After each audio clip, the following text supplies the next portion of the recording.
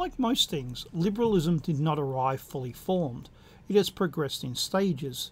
In my opinion, liberalism has 9 stages that it has passed through, and the latest one that it's still in. It has taken many wrong turns, had many false dawns, and has had many failures. But because the end point is understood, the autonomous individual, that means that these can be corrected. It also means that people and organisations can start their own initiatives without any central authority.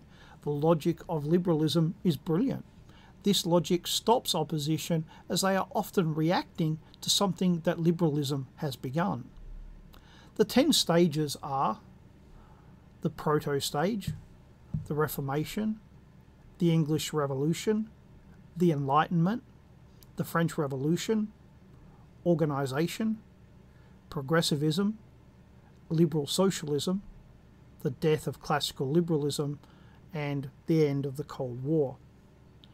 Each stage overlaps with its neighbour, and while I'll provide dates, depending upon the location, these can vary.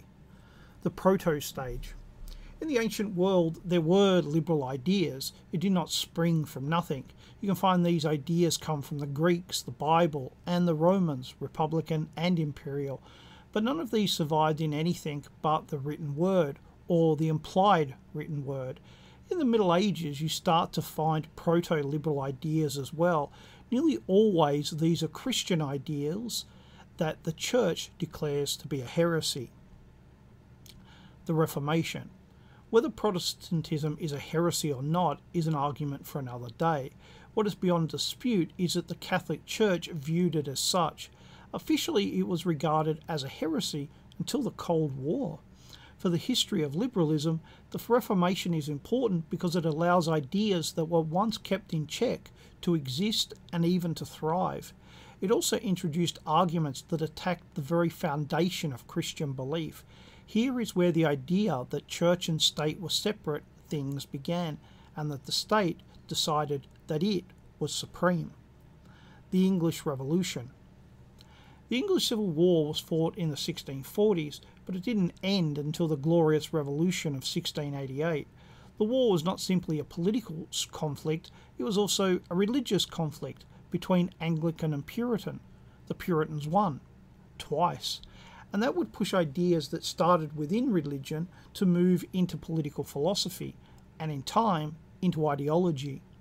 Thomas Hobbes' book Leviathan would also provide a foundation for liberalism because he introduced the idea of the social contract, a contract between the individual and the state, not between families or communities.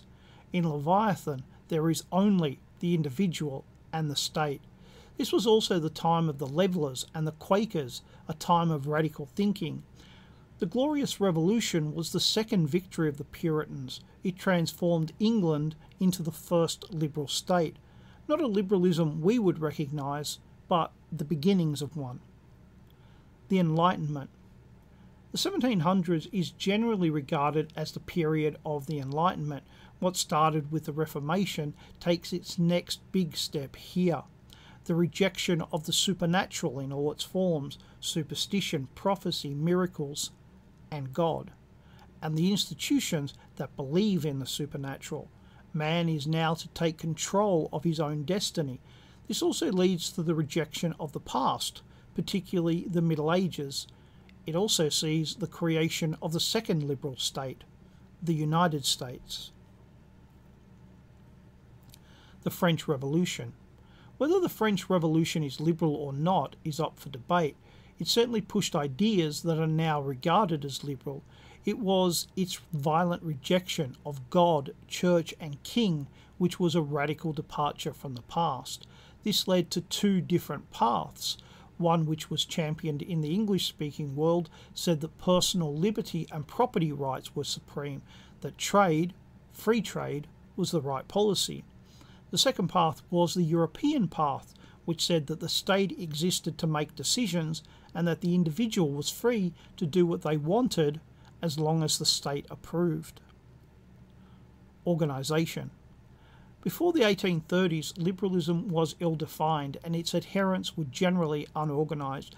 They came together for a campaign against slavery, for example, and then went their own way. Now they began to form more permanent organisations.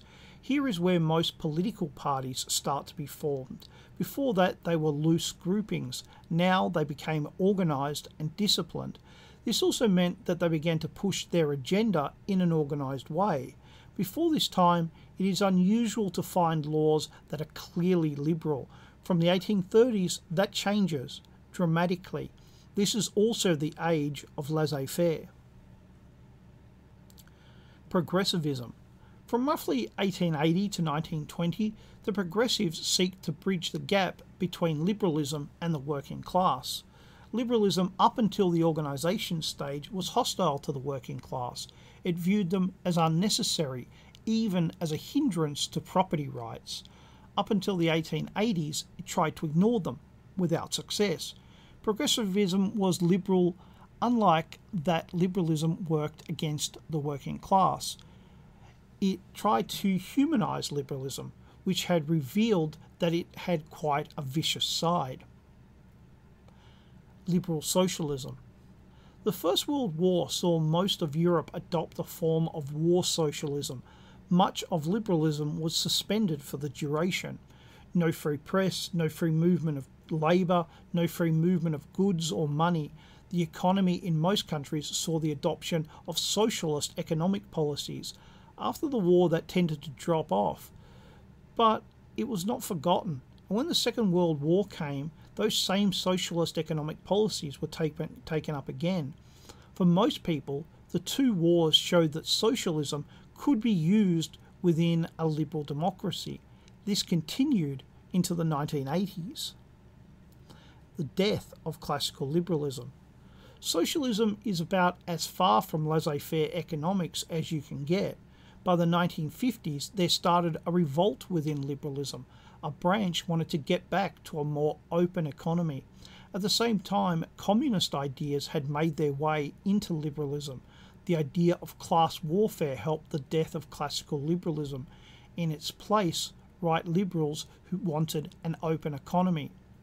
Left liberals who wanted what they regarded as a fairer society, and feminists who wanted women to take their place within liberalism came into being.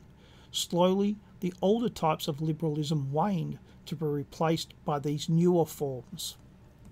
End of the Cold War. Once the Cold War ended, liberalism began to believe that it could see the end point, the autonomous individual. Certainly a lot of effort had gone into its creation. It believed that from this point on it had no serious rivals, and that it was simply a case of deciding what it wanted and perfecting it. However, it has started to understand that it has limitations, something that it did not accept.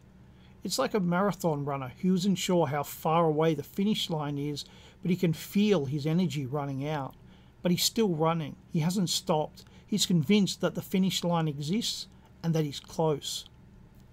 As you can see, liberalism has had many twists and turns, and I left many of them out. I wanted to present to you an overview that shows how it has changed over time, and not always in the obvious way. It has, as I said at the start, taken many false paths and recovered. The genius of liberalism is that it has an endpoint that can be worked towards. Its second genius is its patience, something we need to learn. For those of us who are not liberals, the finish line is not there, but that will not stop them from causing a lot of trouble trying to get there. The story of liberalism is nowhere near its end, and so is the story of those of us who oppose it.